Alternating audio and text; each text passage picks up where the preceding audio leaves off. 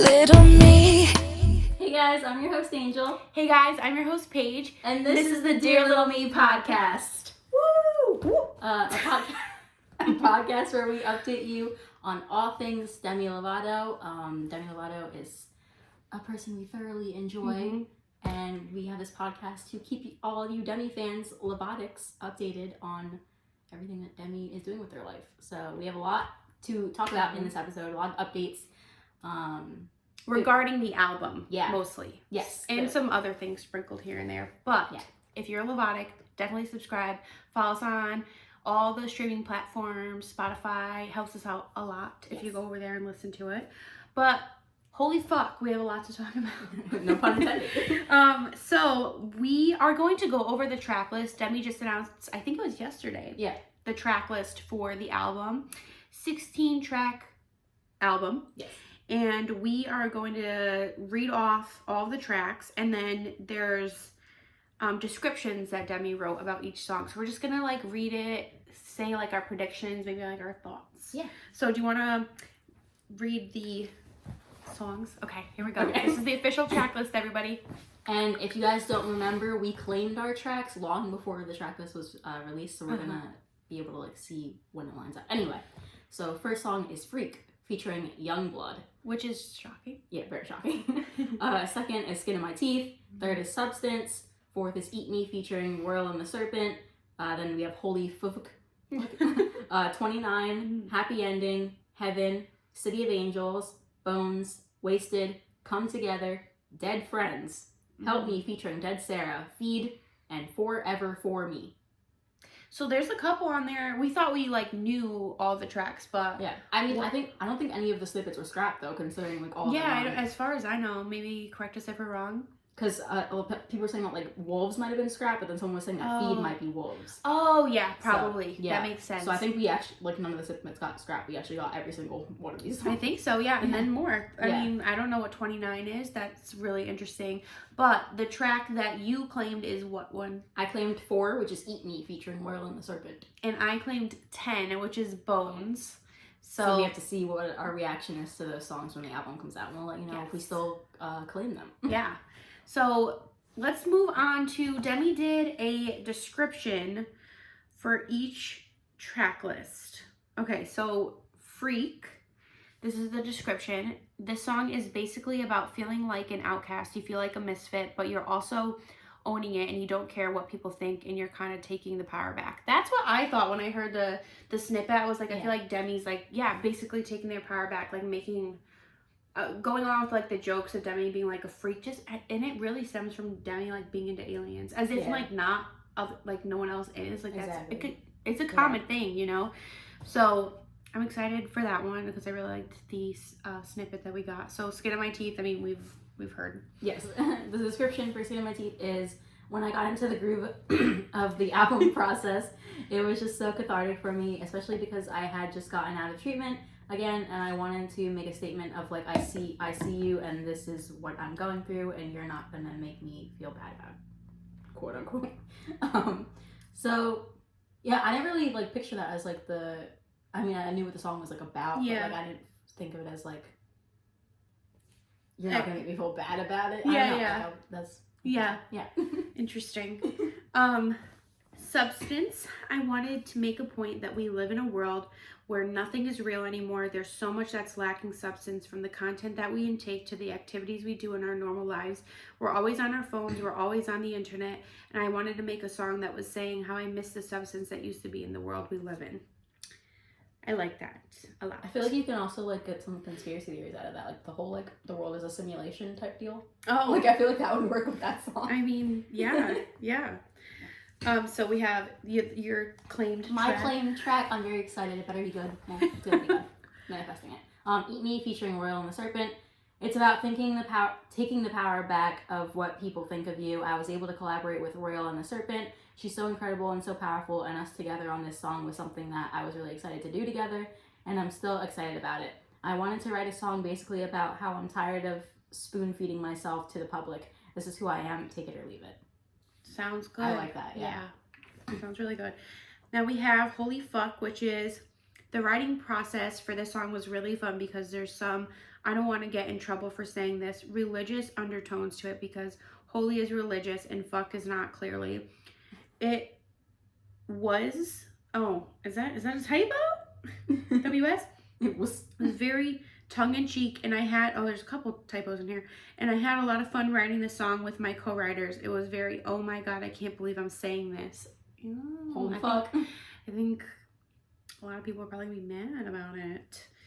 That's because like the religious aspect of it, you think like people are gonna be comfort Demi only. Yeah, probably. Yeah. But 29, let's hear that. Yes, so we get a 29. Feel for this song. I heard some people speculating that this song might have been a diss at Wilmer, but then again, it's also the age that Demi is. Yeah. So yeah, it could be. And it comes out the album comes out the day before Demi turns 30. So yeah. Okay. Maybe it's like saying goodbye to like my 20s. Goodbye to 29. Yeah. Goodbye to 29. Yeah. It's about the wisdom that comes with age. You know, I've had certain experiences that I've looked back on, and I've had a lot of clarity on, and I wanted to write a song about it. I've had a lot of clarity in several experiences in my life, whether it be romantically, whether it be just like growing pains. This is one of them. So just like a coming of age song. Yeah. Yeah, so I mean that gets you thinking. I have no idea. Happy ending. Happy ending. The overall meaning behind the song was kind of this helpless, hopeless feeling that I felt in the depression that I sunk into. I'm asking myself and others, am I going to die trying to find my happy ending? It was a very challenging song to write because it was so honest, but it was also very cathartic and therapeutic to get off my chest. Love that. Yeah. Oh, okay. So we're moving right on because I don't know. The snippet was good for happy ending, but yeah, I like the snippet. Yeah, I liked that Demi clarified like this was a song that they don't feel that way anymore. I don't know if you remember the snippet, but just to clarify, because I remember people like being in my DMs like, "Do you think Demi's like relapsing?" And I was like, "I don't think so. I think it's just like a yeah." Okay, heaven. What is this? Growing up, I was often shamed by my religion for exploring, and I just wanted to write a song about it because I was in this place where I was angry. I had just learned a lot about myself and what caused my anger, and I learned to honor my anger in treatment, so I wanted to write a song that was taking my power back and my sexuality. Oh, I love that! Yes! Maybe a gay anthem? Oh my gosh. Oh my god, I love that. Okay, I can't wait for that one. City of Angels, which I'm really excited for this one. It's basically about being in LA, being bored, but wanting to have new experiences. And once again, it's a very sexually charged song. It's like, I want you to make me scream at the Roxy. I basically want to experience LA like it's new from different angles. Oh yeah, we know what that means. Yeah. Okay. 10, Bones. Bones, this is Paige's claim track. It's that feeling of when you see somebody for the first time that you're attracted to, it's an instant crush. That's exactly how you feel when you see someone for the first time that you're just so attracted to. Okay. That's a very vague description. Have we heard the snippet? Yeah, we have. Yeah, I can't keep up. I'm not quite sure. We got so many snippets. I know. Wasted. It's no secret to people that I've struggled with addiction and hard drugs. I wanted to write a song that's about saying there's no high that compares to being high off of that compares to being high off of you. Oh, which is the song that you think is about getting wasted, but it's actually about falling in love and having the best high of your life from someone else, not from drugs. Cute. I like that concept of like taking the term and turning it into something like beautiful. Yeah. 12, Come Together. Which remember we were like joking about this one, how everyone's gonna be in the crowd like, come together. Yeah. It definitely sounds like a sexual song. Yeah. So it says, it's not what you think it is until you listen to the lyrics. You hear the title and you think, oh wow, this is a unifying song and it's another sexually charged song. I knew it! If you're fucking up, I said if you're fucking up, it says if you're picking up what I'm putting down. Yeah, yeah, obviously it's sexual. Yeah, if you listen to the snippet, like I think we talked about it for sure. That was like the vibe I was getting to. Of course, that was sexual. Oh, here we go. 13, Dead Friends. I've experienced a lot of grief in my life, and I wanted to make a song that was reflective of the people that I've lost, the friends that I've lost. I've lost a lot of friends in the past few years, and at first it started out as a ballad. It started out as a slower song, but then when we sped it up, I was like, it really changes the feel of the song from being sad and, oh no, melancholy. Okay, we gotta add this. I'm not good at pronouncing shit. I'm sorry. We'll add the intro in. You're welcome. Sad and melancholy. Melancholy. Melancholy. I would have been like holy. Melancholy. What the fuck does that mean? Like sad. Oh, sad and melancholy to actually be. Okay, let me just start. It really changes the feel of the song from being sad and melancholy to actually being anthematic. Nope. We're gonna just skip over me. This one's for you to read. Yes, not me. I'm not a good reader. Okay. All right, number 13, dead friends. I've experienced a lot of grief in my life, and I wanted to make a song that was reflective of the people that I've lost, the friends that I've lost. I've lost a lot of friends in the past few years, and at first it started out as a ballad. It started out as a slower song, but then when we sped it up, I was like, it really changes the feel of the song from being sad and melancholy to actually being anthemic and honoring my friends in a way that remembered the good times with them. Oh. So it's like a nostalgic song, maybe. Okay, because like, would it be like involving like Marissa? Well, did you see that Demi was following Marissa again? Yeah. I don't know. Who knows? But like dead friends, like who would that be referring to? I wonder. I don't know. Guess we'll see. Yeah. All right. Let's listen to the lyrics. Help Me, featuring Dead Sarah. I wanted to write a song that was empowering and kind of like a clapback to anybody on the internet that thinks they know what's best for me. There are so many people that have opinions and tell me what I should do and how to be and how to act. And this song was basically like, no, I'm not going to listen to what you have to say. I'm going to do me. Okay. Period, then. 15, feed. It's just like a reminder that we all have good and bad inside of us, positivity, negativity, and it's what you choose. Do you choose to be a pessimist or do you choose to be an optimist? And we choose on a daily basis.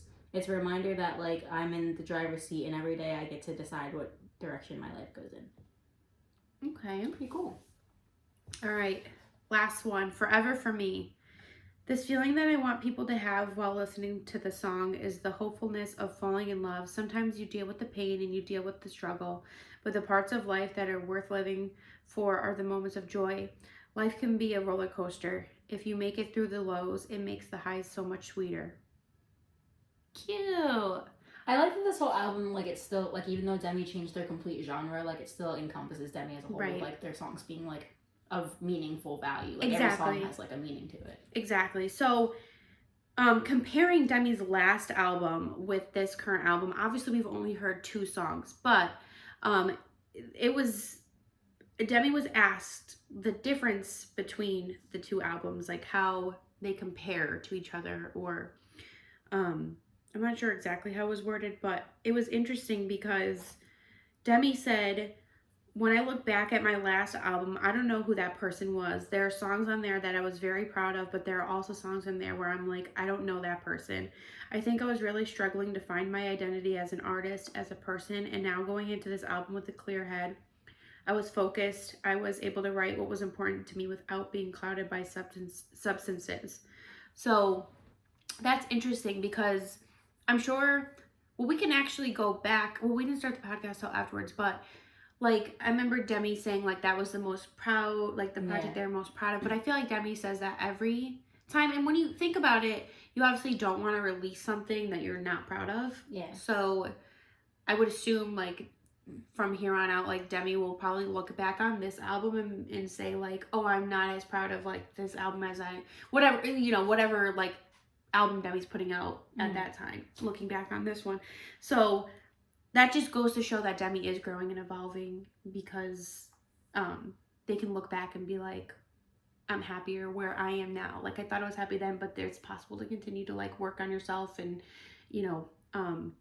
just better yourself. And I think a lot of people do like shit on Demi about, and I've said it too, like, I feel like, oh, Demi always says this, like, I'm the most passionate about this project, or I'm at like the happiest I've ever been, or whatever it may be. And I'm showing like my true self, which Demi was kind of really saying for the last album, era. So like I said, I feel like it's a good thing though, because Demi can recognize like that they've changed and that they're continuing to grow, if that makes sense at all. Yeah, and I think it's like more or less not that Dancing with the Devil wasn't Demi. It's just like you Mm-hmm. said, Demi has evolved since then. Like, it's not like, I mean, Demi's saying like, I don't know who that person was. Like, it's obviously like it was Demi, but Yeah. it was just like a different chapter of Demi's Right. life. Like, and this is just like turning the page and like going into a new one. Mm-hmm. Yeah, and just looking back and just seeing, and it's been like a year, right? Over a year since the last album, and it's like no secret that Demi has changed, but I think it's really inspiring to look at Demi and see all the different phases that they've gone through in their life and their career. And like for me, it really makes me want to work on myself and be a better person. And I think that's why I love Demi so much. There's so many reasons, but that's a big one too, because Demi is so open and honest about not only their struggles, but their struggles of finding themselves. And yeah, I feel like we all have hit that point in our lives. So I don't know. I appreciate Demi always talking about that stuff. It's something we can all like relate to, and there's no one else out there that I know of, at least, that's like being so vocal about things like sexuality and gender like struggles. And see, I wouldn't know. I really don't follow anybody else like I follow Demi. I just don't have the time. So maybe there is. We can't like discredit anybody, but yeah, exactly. Like all we really know is like Demi, and that's what Demi's just known for. Yeah. And that's also Demi's downfall with some people. Some people don't like it. Yeah. They don't want celebrities to be real people. They just want them to be, oh, you're a celebrity, you're supposed to be this way. And it's like, that's why I like Demi. And with Substance, that goes hand in hand. And you can see that in the music video that we just reacted to. If you guys haven't seen it, we'll have it linked down below. You can see that Demi's just like fighting that stereotypical with La La Land. Like, it's been from the beginning. Yeah. Demi's always been like this. So, and then let's see. There was a couple things that we did also want to mention. Yeah, we're gonna give you guys some good news in case you were really upset with the way that Skin in My Teeth was promoted. I know a lot of people were. We talked about it. Yes. Let them know, Angel, let them know. So, Skin in My Teeth was more of a statement. We're pushing Substance to radio as a proper single. This was Demi talking why Skin in My Teeth was released first. Which I guess kind of makes sense, because like if Demi just wanted to like, I think of Skin in My Teeth as like because obviously we're transitioning into it's not even just a new era, it's an entire new genre that we're transitioning into. So I feel like Demi just needed to like do a little like, you know, when you put like your toe in the water. Yeah, like a little tip. Yeah, to like see how it would go, and then like once they saw the reaction from everyone and like how they, you know, how people reacted to it, that's when they're like, okay, I could drop another single and actually like push it to radio now. Yeah, and I think Demi said this is a good song for the summer, and I agree. I think it's fun, really fun, really and fun. And then another little quick reminder or news in case you didn't know.